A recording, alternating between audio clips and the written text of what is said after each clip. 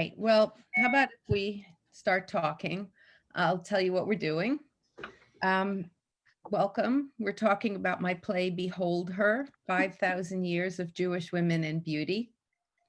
And among the other things we're going to talk about is why Behold Her is a Jewish play and why it's subtitled 5,000 Years of Jewish Women and Beauty, as opposed to other things it might be titled. So I'll give you kind of an overview of what we're going to do. I'm going to do this little introduction. I'm going to tell you what we're going to do, which is that I've prepared a script that has excerpts from the play. And they're about a page and a half long. And they were broken out so that depending on how many people showed up, those people could decide how much they wanted to read. So being that it looks like we're going to have a script per person, I don't know, maybe I'm even going to have to do a script, or we can decide to do 3 breakout rooms. If that would work for you, Mike, you can just set it up to do 3. You're going to get this, Mike is going to put a script in the chat, and everybody's going to be able to open the script, and the script has these excerpts from the play. And it's also set up with some instructions that you can briefly look at. And the idea is that we're going to have these breakout rooms, and each breakout room was going to discuss and talk a little bit about the monologue in front of them and decide who wants to read and how much. And then you're going to come back on and be an actor for a couple of moments and just deliver a few moments of the monologue and talk about what the experience was like. And then after that, we thought, you know, and any thoughts you had while doing that, being that character, what the monologue evoked for you, what it was like to be the person everybody was staring at, any of those things.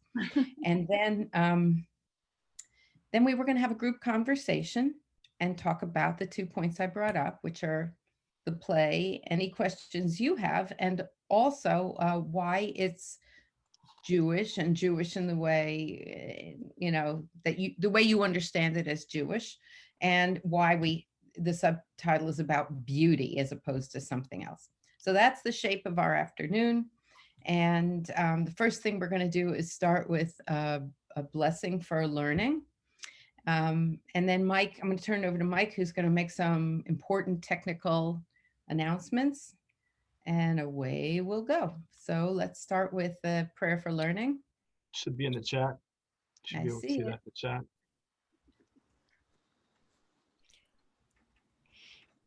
We'll be doing it phonetically, thanks to my fabulous early education. Baruch atah Adonai. I hope everyone will join me. Baruch atah Adonai Eloheinu melech haolam asher kishanu b'mitzvotav v'tzivvianu lasok b'divrei Torah. Blessed are you, Adonai our God, sovereign of all, who hallows us with mitzvot, commanding us to engage with words of Torah. Okay. Okay. So one thing before I give you the spiel about it being recorded, I'm going to put up the script that we're going to be using. Just find that. Hold on.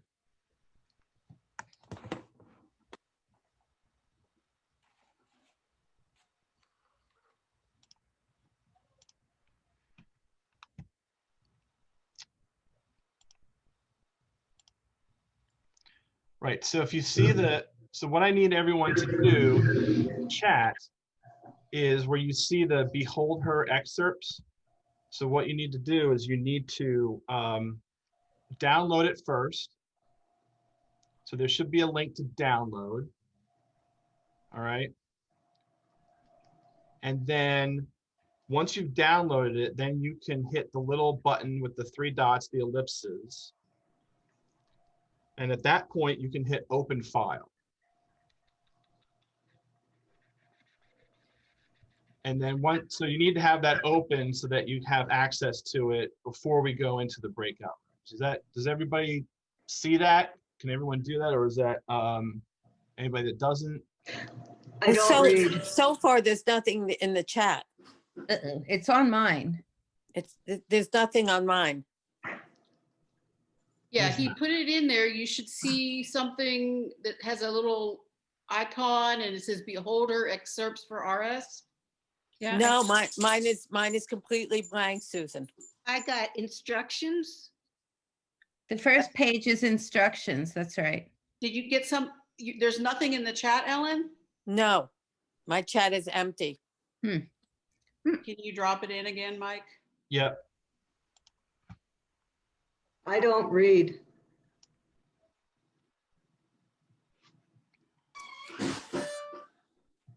All right. Go. When I'm reading, I won't be able to see anyone. Well, no, it'll be you'll be able to see people, but you'll have that open separately. It'll open up in a You know what? separate window. That might not work for me. I'm a little technologically challenged. No, what you do with it in order to be able to see people, so you click on it, right? I have instructions open, the table of contents. Right. So put your cursor in the top where the gray bar is and move it over to the right of your screen, and you should be able to see me. I'm moving mine back and forth now. Yay. Am I the only one who has nothing in chat? Sounds like I might be. You know I what, don't know. It Ellen? doesn't look.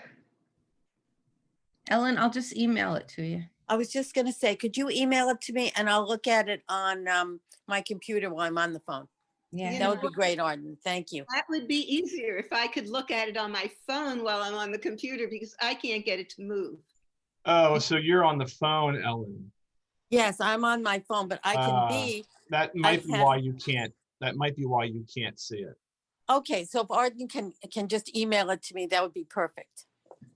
All right, how can I get this onto my phone so that I can't move it on my computer. I'm not good at doing these things.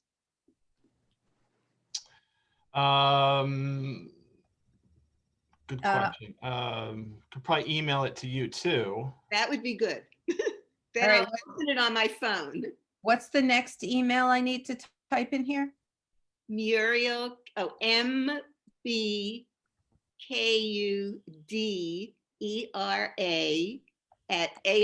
MBKUDERA@AOL.com. Okay.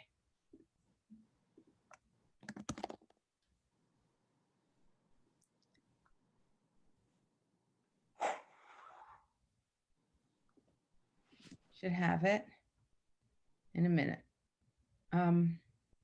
Usually takes a little while. All right. So for those, can you see what's there for now, Muriel? So we can kind of go over it? See this, I see I see the table of contents. Okay. So I see- All you behold need- her 5,000 years. I'll just quickly review the instructions with you all while we're waiting for everybody to get what they're getting. So each Okay. page of each excerpt has read instructions that tell you how far into the monologue to read. We didn't know how many people would come, so it can accommodate, 3 people, or if 2 people want to read in shifts, it can accommodate that. So each whatever breakout room you get put into randomly, there are instructions there that'll tell you what to do with the monologue. I think we should skip the one that has, Mike, are you there? Yep, I'm here. Yeah, I think if we may want to skip the resistance one, or I'll read a few lines of it, because that requires 2 people, and maybe I'll do that with someone else. It's fine. Whatever you want to do. I mean, we're going to do 3 rooms, so there's 4 scripts, so we're only going to do 3 of them, right? That's what I'm saying. The resistance one, if we have time for it, we'll do that one. Okay. But if we don't have time for it, we'll leave it out, because that requires 2 people. It's a little bit more of a thing. Let me know when So- you want me to read off the thing about the recording before you want me to do that now, or Yeah, I think you should just do it now while we're wait. Does everybody have something to look at on? yeah, can everybody look at the Yes. document? No, Mine still, Did it I come yet, still haven't, Ellen? no. Mine came. ELLENAJME Yeah. @AOL.com. I just Yeah. used the one I always use for you. Oh, that's been, Is that right? it is right. Well, maybe by the time we get through, that Mike finishes going through everything, maybe it'll have popped up. Yeah, I I mean, it's guess just a, all right. So I this guess I can class, also, Mike, isn't it possible for me to just share screen on this or something? I don't know Yes, if they're you gonna just see click it. share screen at the bottom and select what you want to share. You could share it. Yeah, I don't know if, are they gonna, Susan, are they gonna see them in the breakout rooms if you share the screen? No, Well, they need to read it when they're in the breakout rooms. but it might work. Excuse me, can you hear me? It's Jane. I don't have any of that, what you're talking about.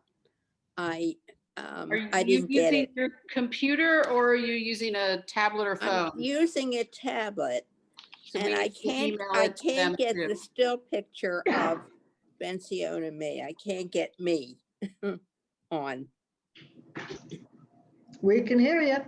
Do you see the, Okay, Jane, all do you have a right, but chat? yeah, So if at the bottom, so in the chat, if you open up the chat, do you see any documents there? no, I can't get the chat now. I've gotten it before. I don't know how to get it. Yeah, this is hiding my, I can't go back to the chat now. I have the script on my phone, but now my computer's blocked also. Okay. I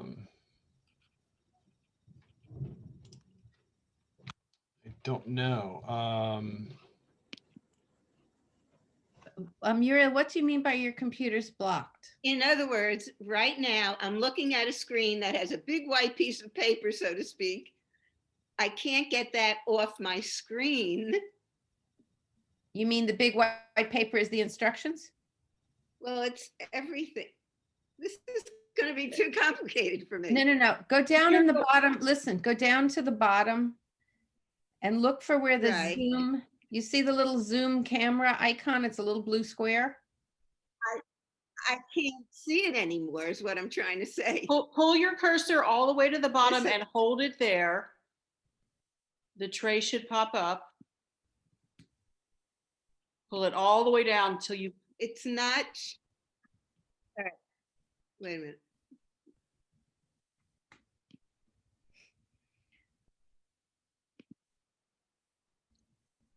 All right, I'm down to page 9. No. Pull your cursor. Forget the document. Pull your cursor to the bottom of the page of the bottom of the window of the computer. Yeah, there's a gray bar, a very thin gray bar. Oh, wait, I think I know what you mean. Pull it all the way down so you get the tray at the bottom and click on the Zoom icon. The Zoom icon is the blue little round edge square with a little camera icon in it. It says Zoom US. I am not seeing that. But Muriel, this got emailed to me. I now have it, and it's all there. So in other words, She's got that too. but then I- everything is On my there. phone, I can't get this off my computer screen. Muriel, hold the command key and tab one time and see Wait what a comes up. Man, Command and what? Tab until you says Zoom. Tab. Where's tab? Next to the key. Okay. Command and tab, just press them once together. Hold command down. Yeah. Press tab. Do you see all the icons there? Oh, I'm back to Arden. Yep. Okay. All right, good. Well, that must be quite a relief. All right. Thank So you, Susan. Susan. let me tell you about the recording. This class will be recorded. The audio, video, and chat will be archived, unedited on Road of Shalom's Facebook page. If you do not wish to be recorded, just mute your microphone, turn off your own video, and refrain from participating in the chat. You will still be able to see and hear the class.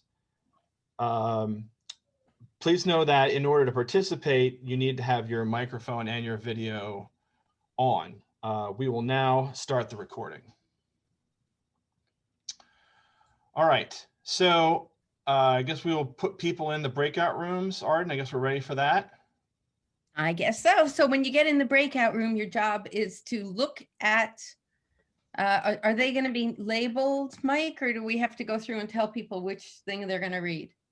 Yeah, depending on which breakout rooms, why don't you tell us which thing we're going to read in the room? Yeah, Okay. you'll go into each one and tell them. Oh, okay. So here we go. So you'll be in the breakout rooms for 20 minutes. There will be a countdown. It will automatically at the end of 20 minutes throw you back into the main Zoom call, and there will be a countdown at the top of the screen so you know when it's coming. All right. So here we go. So while that's happening, everyone should be able to still hear me. Yes. Okay. Well, once they go, yeah, hold on. Once we go into break rooms, they won't hear Okay. you until you pop in. Tell me when, just tell me when. I'm doing it right now. And now let's see here.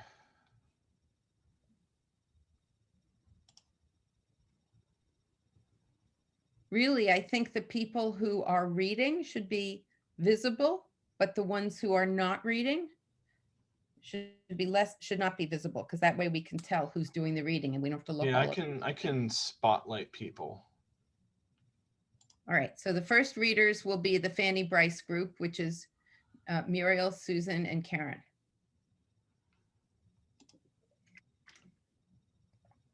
Okay, so who's gonna read first? The Fanny Bryce group, which is Right. Muriel. We mean of Muriel those- and Susan. Yeah. So is everybody back? Yep. Should be. Yep. Okay, so maybe please spotlight the stars of this moment in time.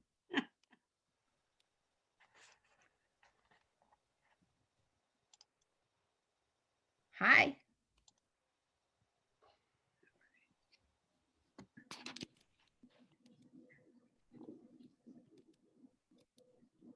All right, so I'm going to tell everybody what you're about to read, and then you're going to go. You ready? Okay, so the first piece we're reading is the piece that was the opening of this show, Behold Her. This was the first thing that happened.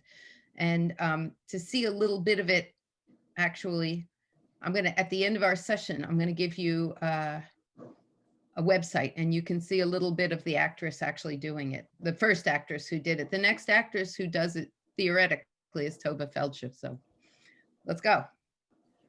All right, this is a Fanny Bryce curtain speech. Let me give her a date. Where's Muriel? Okay. She The other 1891 to 1951 is her. Welcome, ladies and gentlemen.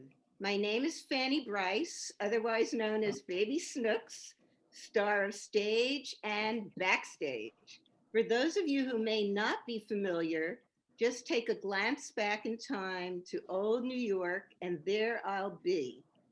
Center stage at Ziegfeld's on the Great White Way, setting the standard for 20th century Jewish female beauty with room for interpretation, of course. Tonight's performance is a vaudeville style hodgepodge on the history of Jewish women and beauty in no particular chronological order, and with very little regard for history, for that matter. It runs approximately 5,779 years since the dawn of Judaism, with no intermission. There's a chamber pot under your seat. If we were to seek out the cradle of civilization from which all Jewish women and their stories spring, it turns out I am standing in it. What you expected, what? You expected some exotic tent city with date palms and camels? It's a little known fact that the true history of Jewish women is defined not by the destruction of the temple in Jerusalem, but by the closing of Lomans in the Bronx in the second decade of the second millennium CE. Maybe you find it hard to believe that a ladies' discount design clothing store could hold this kind of power, but miracles happen. I danced ballet on Broadway. So what made Lohman's dressing room so special? It's a crucible of truth, and truth is beauty. This may look to you like a mere stage set, but no. The Lohman's experience was so central to Jewish women of the last century, it's got its own exhibit at the Smithsonian, right by the First Ladies Gallery. Well, just outside. We got the floor plan from the gift shop, 50% off. Let me show you around. It's all here. The airless room with floor to ceiling mirrors and harsh fluorescent lights. The curmudgeon named Lilith who controls all the clothing racks and exits. You're stripped to your underwear and reflected to infinity for the eyes of mothers, aunts, cousins, boobies, and sisters you didn't even know you had. And all of them, the 90-year-old with a panty girdle from 1974 and toes like banyan tree roots, and the 8-foot-tall Victoria's Secret model. They're all mishbucha, and they all think that skirt is spanning your tush. And Ruth Bader Ginsburg wanders in wearing a collar of dressing room numbers. Excuse me, I'm holding court now. Oi gewalt, everybody's got an opinion around here. The dressing room attendant hooks RBG off. And we're done. And I love the reference to Lomans. I don't know who here has been there, but you'd go in and what I recall is the dressing room was like booths, like no curtains or anything. So you'd see everybody, everybody would see everybody undressing, dressing. Yes, it was a whole different thing. This is great. Does anybody else have some more comments about this piece? I don't know if it was clear or if you had time to look at the instructions that I left in the setting and all, and I probably should have done a better introduction. But the whole play is set in Lohman's dressing room. So, and I'm enjoying your rhythm. Oh, thank you. Thank you. So all the women of all the different time periods show up in the dressing room and encounter each other in odd combinations because everybody ends up at Lohman's sooner or later. Exactly. So that's the basic, frame of the show, and it also makes it very transportable. We can do it in a variety of different places with very little stage setting and that sort of thing. So that was a great reading. I really enjoyed it. I liked the spirit very much. We're going to move on to the next one, which is you guys were room 3, I think. So room 2 is Rebecca Gratz. That's the next one we're going to do. So Mike, can you help me with that?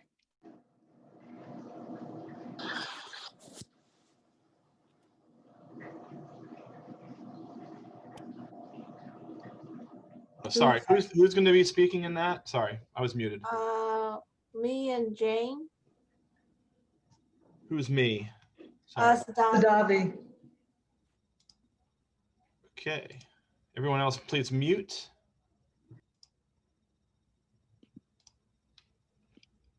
Do we start now?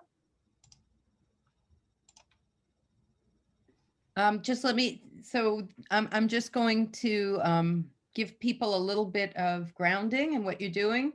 This one's a few pieces in, and this piece also takes place with very little scenery, but she has a chair and a light, and she's speaking to somebody off stage. Actually, if whoever's going to read the title would be kind enough to read the stage directions, that would be helpful too. I'll read the title and stage directions. Thank you. The Portrait of Rebecca Gratz, 1781 to 1869. In the mirror, young Rebecca fixes her upswept hairdo. She pinches her cheeks and lips, fixes a few straight curls, and arranges herself as for a portrait, which is exactly what is happening. Finally, she stands before the mirror to assess the possible transparency of her dress, which is borderline. Rebecca faces the audience, gives them a direct look, and assumes a formal pose with a three-quarter view. I don't have the words. Did you have them before? Yes. Okay. Where were you reading them on the script, on the screen? Yes. Where's Mike? Mike, can you put them back up for Jane? Let's see if I can click on it.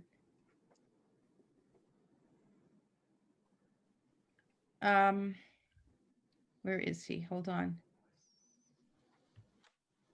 Or if you let me share or make me a co-host, I can share it. I don't know where Mike went. He's right there. Oh, here, Share sorry. screen. Should I try Yeah, that? hold on. No, not you. Where is it? Just pop Oh. it back in there.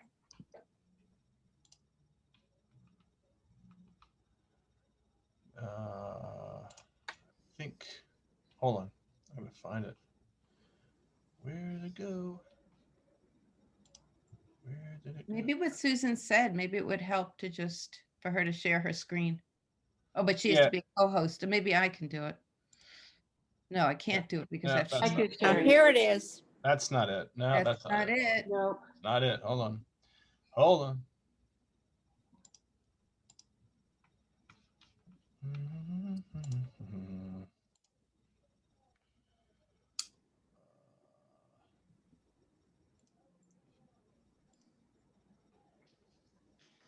Okay, so could you, yeah, Which one are we going to?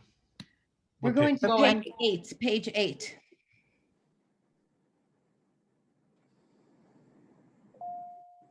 keep going. Here it Right is. Is it possible to move it over so we can see our reader? there. You can right now, if you have it set to side-by-side speaker. Up at the top where it says view, if you select side-by-side speaker, you'll see them.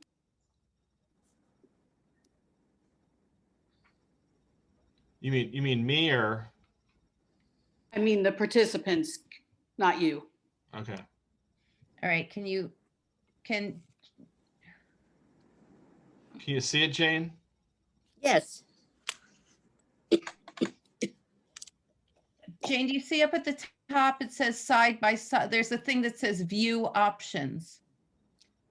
On the View. top right, a teeny thing. But you can see the text, right, Jane? Yes. Yep. So I think Jane's good. Do you want me to start? Yeah, Yes. go ahead. Okay. Sadavi, you want to read it again, the stage directions? Oh, okay.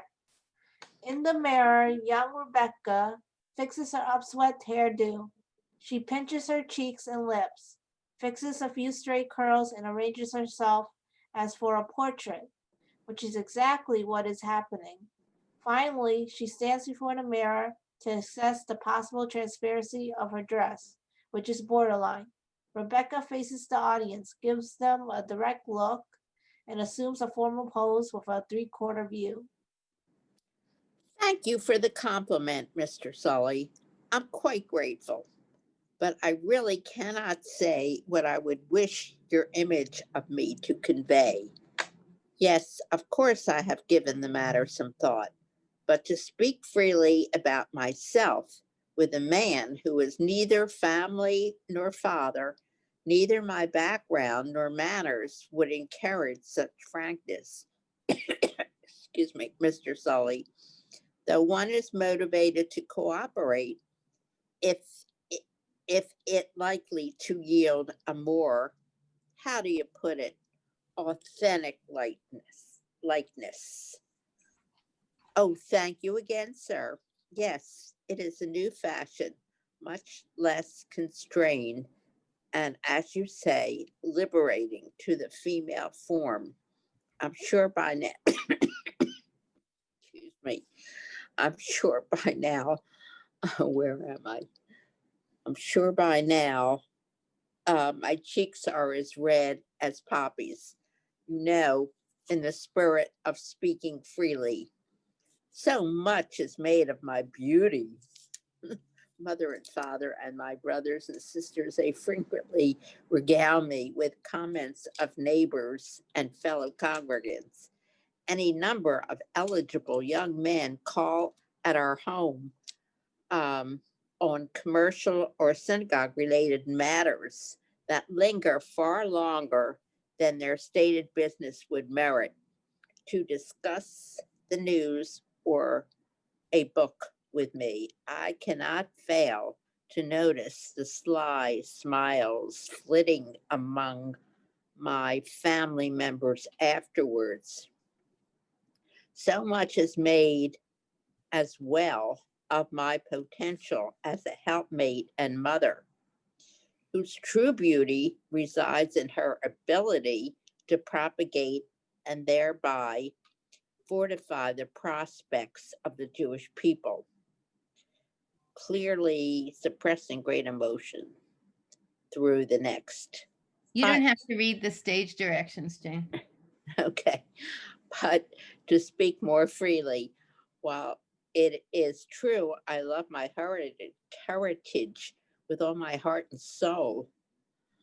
In fact, so dearly that I lately abandoned a romantic attachment of some duration and intensity simply on the basis of our religious incongruity. I cherish my faith so profoundly that I have since decided my most useful contribution will be to devote my energies to a higher purpose. That may be so, Mr. Sully. It is entirely possible that I might encounter another companion of equal value to me, but to be frank, I don't choose to. And I think it's Sadabi's turn. Okay. I shall not marry simply for the sake of meeting familial or societal expectations, nor shall I marry simply for the sake of procreation. As one of 12, my siblings' collective marriages will vastly expand the number of Jewish souls on earth, no doubt surpassing our quota in this area. What then should my contribution be, Mr. Sully?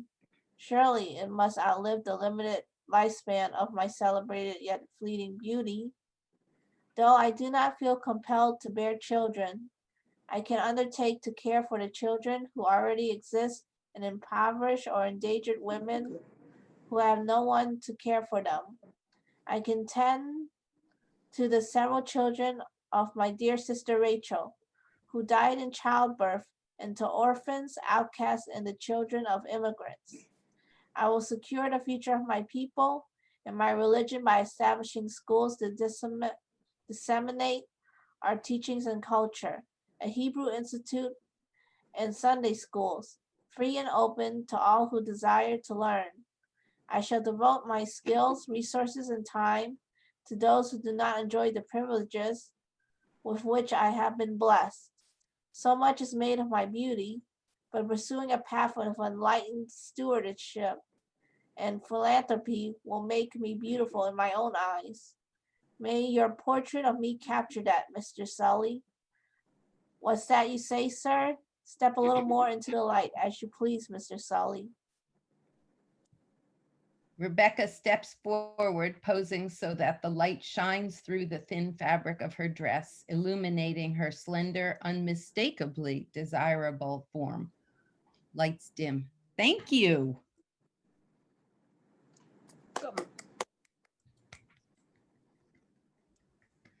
All right, do you have anything a comment you want to make before we move on to the next one? Do you guys want to say anything about your experience? It's interesting that she's very independent in that certain time period. She certainly had her own mind and her own plans for how to make herself meaningful, make her life meaningful. And she did do those things. Yeah. You can read and see all about her at the American Museum of Jewish History. I think we should move on to the next one so that we'll have time to have a conversation at the end. So let's go to the next one if we may, Mike, please.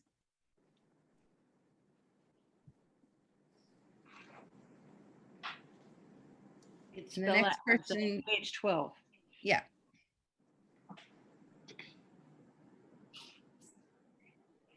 So if you can read the title, that would be terrific. And before you read your piece, whoever's not reading first should read the title. Okay, I'm not seeing it on the screen. I'll read the title. How about that? I'm not seeing our piece. Oh, your piece has gone away again? No, it wasn't going away. But if Mike is gonna, here he's getting it. Page 12. Which page 12? Yep. I see what you're saying. He's queuing you up. Okay. Okay, rock and roll. All right, Bella. What did you want me to read? The just the title, yeah. Whoever's not the first reader, read the title of the piece so we know who we're listening to. Bella Abzug, a serious woman, 1920 to 1998. Tell me you don't know me. Come on, I dare you. Bella Abzug, formerly Bella Savitsky of the Bronx, if you couldn't tell. Daughter of Emanuel Savitsky, Russian immigrant and proprietor of the Live and Let Live meat market. Also, wife, mother, and proud Jewish congresswoman from the city of New York. If you don't know my name, you know my hat. And if you don't know either, that's why we need to do a better job with education. Believe me, I tried like hell in DC. I started wearing the hats back in the 1940s when I was a young lawyer, and people kept asking me to get coffee, as in for them. The hats let them know right away I was a professional woman. I kept wearing them when I was a labor and civil rights attorney. I wore them in Congress because they asked me not to. I wore a hat when I was the first U.S. representative to call for Nixon's impeachment, and I wore a very special hat when he resigned. I wore a hat when I founded the National Women's Caucus with Gloria Steinem and Betty Friedan and Shirley Chisholm, and I know I wore one when I proposed the first federal gay rights legislation. After all, I lived in the village. From the 1960s through the 90s, you could have spotted my hats east side, west side, all around New York, and at the White House, the UN, International Women's Conventions, the Women's Environmental and Development Organization, protests, marches, press conferences. If you were alive and breathing, you would have known my hats and my voice. One of my favorite compliments was when Norman Mailer said my voice would boil the fat off a taxi driver's neck. To him and everyone else like him, I say, women are taught to talk softly and carry a lipstick. Those days are gone now. Need more of my piece here. Mike, can you pull up? Scroll down. Yes, please. Wait, that's good. So pardon me for recycling, though I am a huge fan. But today I'm going to repeat a snippet of a talk I gave a while back. I think it was at the ACLU. I'm warning you though, do not heckle me and don't call me Battling Bella for nothing. There has never been any significant time in the history of our nation when those of us who sought to believe in America or the Constitution were not under attack from the know-nothings and the book burners and the people burners, the moral majority crowd who our ancestors came here to escape, and from the ruthless men of great wealth and political power who fear democracy and seek to repress it and suppress it. My commitment to feminism, which really started before there was a renaissance of a movement in this country, is because I believe it is a social theory and a revolutionary strategy. It is a way of looking at lives and society that enables us to work to change both. See, to some, feminism defines only what we oppose and hate: inequality, injustice, sexism, patriarchy, enforced heterosexism. But to some, and I include myself in both categories, feminism is a vision of what we love and what we want to be, a vision of a new, just, and human order in which all people, regardless of sex and class and race, regardless of sexual preference or age, can live together peacefully and joyfully. Look, I know this isn't a political event, but you know me. What are you doing sitting here? Go home. Call your representatives. Honest to God, sometimes I wonder who's running the shop while I'm gone. Sorry, I get worked up, and you should too.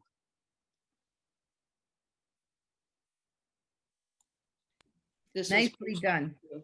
Nicely done. Lots of passion. That was great. I can't imagine why that felt so comfortable for you, Ellen, but it seems to have fit you just fine. So did you two have some feedback or response you wanted to share with us about the experience of reading that? We did. You want to go first, Gail? No, you go ahead. So we talked about it in two ways. One is, how was Bella Jewish? How did it define her self-identity and her politics? And we were saying that there was just a whole group of New York Jews who felt pretty much the way Bella did. She wasn't alone in her thinking. And the other thing we talked about was, what was her idea of beauty? So go for it, Gail. And more on what made her Jewish, this piece Jewish. Her history, the background is very much it epitomizes and encapsulates the New York Jewish immigrant experience, and her moxie.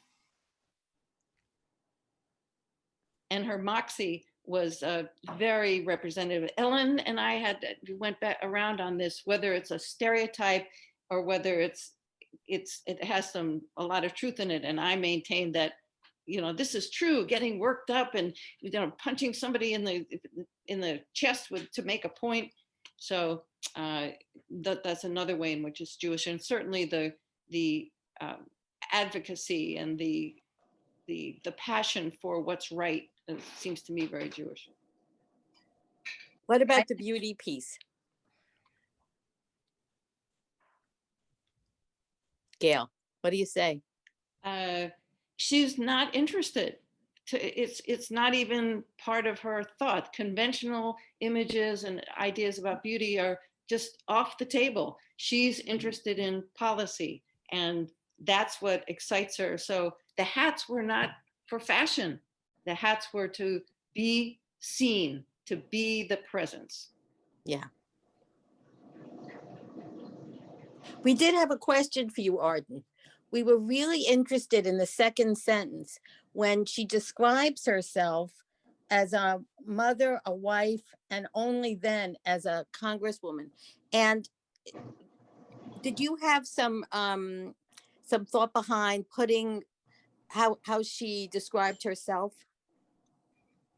Yeah, I think so. I mean, I could have listed it in any order, but I think that she was letting the audience have an intimate experience with her. This is her before she gets on her pedestal, and she's making it possible for for people to know her in a way that many people don't. I think most people didn't know that she was someone's mother. They didn't know that her marriage was very important to her, and they probably didn't know that she could sing fantastically, or that I think she also swam. And I do know that when her father died, she decided that she was going into the Orthodox shul and participate in Kaddish.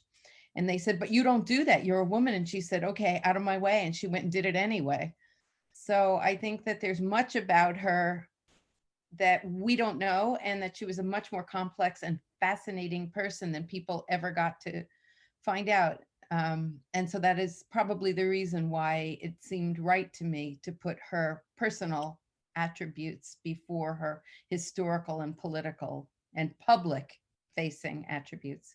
That's so interesting. And even in what you wrote about her public life, there was so much that Gail and I did not know about her interest in LGBTQ issues, and a lot of the other things she did. It was just a revelation, really. Well, and how very prescient, how very of 2020 some of this is. Every one of sadly. her issues really is something we're still debating, and she, like she says, she tried like hell in DC. We could have been much farther along. But this country is slow. It's a very slow moving giant. Yeah. How long ago did you write this, Arden? I wrote it in this. So what I forgot to do at the top, because I got a little rattled because the technical stuff wasn't really working, but I wrote this play in 2018. And pardon? No, it's just because that line about voter suppression, and it felt like you wrote it yesterday. I know. And it's still, I'm constantly reviewing things I write to see if they're relevant, because life changes so quickly and politics change so quickly. But this play, there's nothing I feel like I have to take out of here. So I should tell people that this play was written in 2018 because of a conversation I had with a young Jewish actor and producer who's now in NYU Law School, named Michaela Shuckman. She's a Philadelphia theater artist, wonderfully talented, intelligent young woman who is exactly the age of my daughter.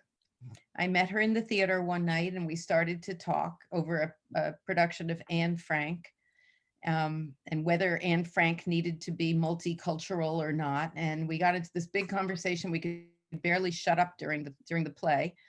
And when we got outside, we determined we'd have coffee. We got together a few times just to talk about theater. And she said, "Would you like to do a Fringe thing together?" And I said, I'd love to. It's been 17 years since I did a Fringe play. So we talked and talked about all the things that mattered to us. And we came up with the idea of doing something. She had wanted to do something about her Jewishness and how she experiences it. And being from two different generations, we thought it'd be real interesting to look at how Judaism was for her in her growing up and how it was for me in my growing up, both culturally and spiritually. And she had a much more spiritual immersion. She went to synagogue a lot more than I did. It was much more participatory, but it gave us an opportunity to talk, which is what I was hoping we'd have a minute to do here today, about what Judaism means, which is what this play, I guess, in each of your ways, I hope you'll all think about and maybe comment on why the piece you read is Jewish and in what way. And also about beauty, because beauty has many, many different meanings, especially in our very complex cultural Judaism. What does it mean? And what weight does it carry, and what doors does it open or close? So those are all the issues that we wanted to talk about, this being post Me Too and all sorts of other things. So yeah. And this play was at the National Museum of American Jewish History. We couldn't find a Jewish actress. Michaela performed it with an actress who's very wonderful, but not Jewish. And the next thing that's supposed to happen to it is it's supposed to be developed for a small production in New York. And we're supposed to have been working on it with Tova Feldshuh, who's going to play there's an older woman and a younger woman. Tova would play the more mature, I would never say older, woman. Originally, Michaela was to play the younger woman, and they switch off throughout the play. They play about, I think it's 24 women. I can't remember right now, but anyway, so they were supposed to do that. I don't think Michaela will be able to do that because she's gone to law school in the interim, but we'll have another actor in Tova, and we'll work on the play and create a form for it that's less fringy. Like if you go to the website of the play, which is beholdhertheplay.com. You can see some little snippets from the fringe version. Whatever we would work on with Tova would be the next more dressy version for a slightly bigger theater. And our work with her would be to further develop the play so that we make it a little bit more substantial in its production, not necessarily the script, but the production. So anybody, this is a good time to chime in and talk about, anything you thought about the Jewish content of the play, or why you think the play is about beauty instead of about history, why it's women, Jewish women and beauty. I'm going to say something about the Jewish part of it. I was struck at something you said, just about to the point of tears, that Bella Abzug went into an Orthodox shul to pray for her father, I think you said, and that people said, well, you can't do that. And she said, watch me. And I've been going to a daily minyan that's conservadox, and finding my place in that environment. I'm far from the only woman. It's egalitarian, but still, it felt almost a little subversive to do it. And I'm just loving it. And the thought that Bella Abzug did it many years ago just was incredibly meaningful to me, Arden. Yeah, she's an amazing human being. Really was an amazing human being. And we all thought she was just this blustery person, but she was obviously very sensitive and very spiritual. But it is useful as history, I think, because of what Ellen said, we both learned something about Bella Abzug, about Rebecca Gratz, about, all the women we just read about. It's like, so it's conveniently educational, in addition to being very snappy and very funny. And I think it does raise interesting issues. So it's interesting that you framed it in terms of beauty, Judaism and beauty. Yeah. It's interesting. Your answer about Bella was surprising. It was interesting. I liked it. I guess for me, it comes down to how I would define beauty, So when this is performed, are all the women, is it done, are they sitting in a circle or something on the stage? What's the setup for the, Well, you can look at your script again after too, Muriel, and you can read about it, but I'll tell you the way it is. It's in that script thing, that thing that's on your I phone. did not read all that. I'm Yeah. sorry. So what you would see is a very sort of evocative, just lightly set version of Loman's, and the women come on. There's only two women who perform it. There's two women, an older woman and a younger woman. I heard that part. All of the costumes are hung up on the racks in Loman's. So there's a Loman's sort of a stage setting, and they go over and they change behind the rack, or they go behind the set and they change their clothing, or they come on adjusting their wig. And there's a wardrobe assistant she's like the dressing room attendant at Loman's. And her name is Lilith in the show, and she never speaks. She's very funny though. She comes in if you look on the website of the play, you can see her doing it. But she comes in and she helps them with pieces of clothing, or she takes things and carries them off, or supplies the props they're going to need for their next thing. And they create the illusion of all these different women by taking props off the wall and taking jackets off the rack, and they just keep changing their clothing. And we change in between while they're changing. There's live music. Some of the music it's a vaudeville, so some of the music is very beautiful. There's a beautiful theme song. You can hear that in the video that was written for it. And then I wrote some silly songs using existing music. I wrote lyrics to Que Sera Sera and the Beverly Hills theme song. And you can hear, and the women all sing together. So the thing flows in and out from music, and then somebody will be backstage changing, and they'll come around, they'll be a different character when they come back. And that's how we break it up. So this will be in New York though? Eventually, if we're, well, actually, I'm going to ask, the last thing I'm going to ask you before we go away is I put a little survey that Mike can put on the screen.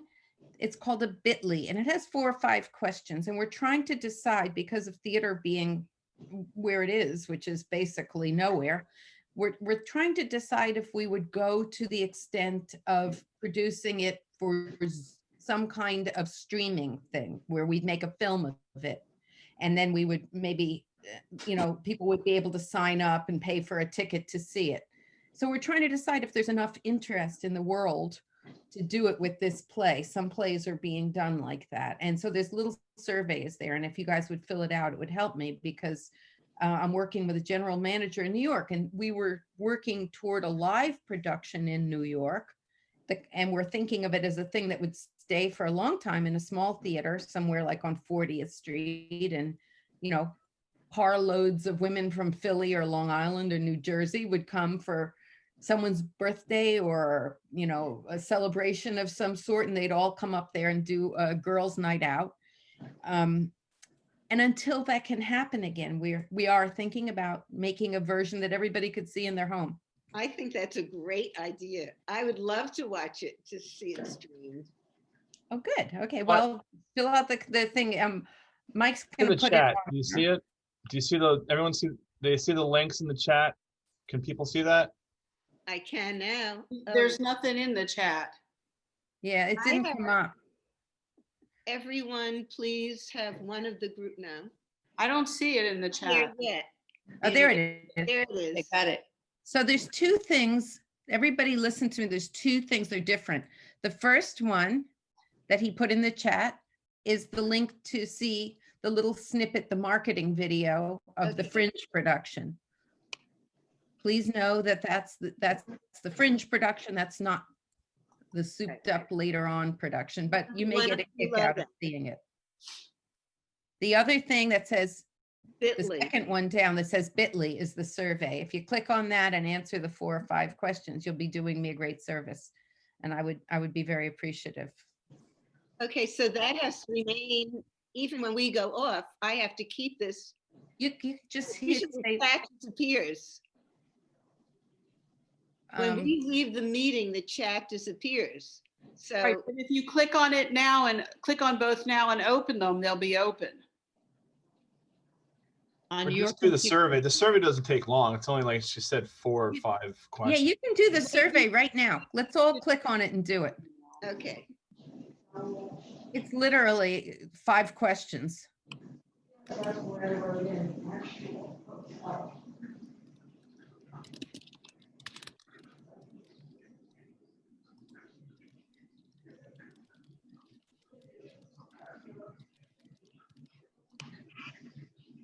That's very helpful, because if I do this somewhere else, you're basically serving as an ad hoc focus group for us. And I appreciate that, because since we decided to do this, the conversation has come up about whether we should make a live filmed adaptation that's specifically for online.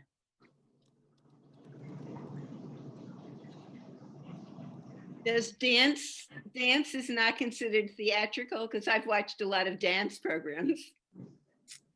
I haven't actually. I mean, really, whatever you think. Yeah. Okay. Mute. I can't get it. I can't find it.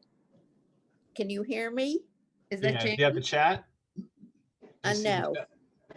Where's the chat? Do you have it at the bottom of the screen? Do you have a chat thing you can click on at the bottom of the Zoom call? Are you on computer or tablet, Jane? Tablet. Tablet. Is there no chat with the tablet? There is. I've gotten it before. I can't seem to get it now. Maybe Arden could email you the survey. Okay. Yes, I can. And in fact, Mike can do it right off his thing right now. What's your email? I can do it. Yeah, I have her at email. Hold on. All right. He'll Okay. email it to you, Jane. Okay. And anybody Thank else, you. I really appreciate that. Thank you very much. Anyhow, I really enjoyed the Loman one. I remember. I love that. I It brought back remember all these being, memories. I remember being in Loman's and thinking, I'll never look like that. Those women who were fat and Right. out of shape, and I was Sandy young at the West. time. Oh, Jane, you know what? If you have time, go on your script. Do you have it on your phone or where do you have it? There's I don't have it. Oh, because the other one was about that. Okay. It was about a mother and a daughter, and the mother insisting that the daughter, it was the opposite way around in that one, but the mother is the one who looks great, and she's very upset because her daughter doesn't fit into the size 2 clothing she's bringing to her while she's stuck in Loman's, and it's all about looking at all the other ladies with their clothes off. That sounds like a lot of fun. Sounds very traumatic to me personally, but Right. Yeah. it's fun too when you see it. Yeah. I mean, it had its traumatic aspects. I mean, I used to go all the time with my mother-in-law, who was fabulous at finding stuff that didn't cost a lot and were very, good quality. But everyone would comment on everyone else as we were trying stuff on. So that was a little difficult. Absolutely. Totally nerve-wracking, actually. Yeah. But, Does Loman exist anymore? no. No. Not a business. Yeah. All right, Jane, I emailed that to you, so you should see it in your email. It just says survey. So I lost the chat. I did that, but now I've lost the chat again. So if anybody else has any questions, please ask them of me because I think we're wrapping up. And if you want to be, I think the survey says you want to be, hearing more about, that would get you on our mailing list for as we go ahead and develop it. And like I said, it was at the Fringe Festival for about 18 performances, and we were one of the top selling Fringe events, which is sort of funny to think that a play about Jewish women in Loman's over the years would be that popular during the Fringe Festival, but people really liked it. What year was that? It's so witty. 2018. Yeah, very good. Yeah. So Thank you, Arden. it's my pleasure. Yeah, I was a little uneasy when I heard what you were going to do, but this turned out to be so interesting. Well, we can make it wilder. I have a question for Sadavi, and maybe Susan, anybody else for whom this was not a direct experience, and not in, you didn't go to Loman's, you didn't come from New York. So I'm wondering sort of what you could make of it, or how much of it sort of speaks to you. So, I mean, the humor still comes through. Yeah, the what comes through? The humor. the humor.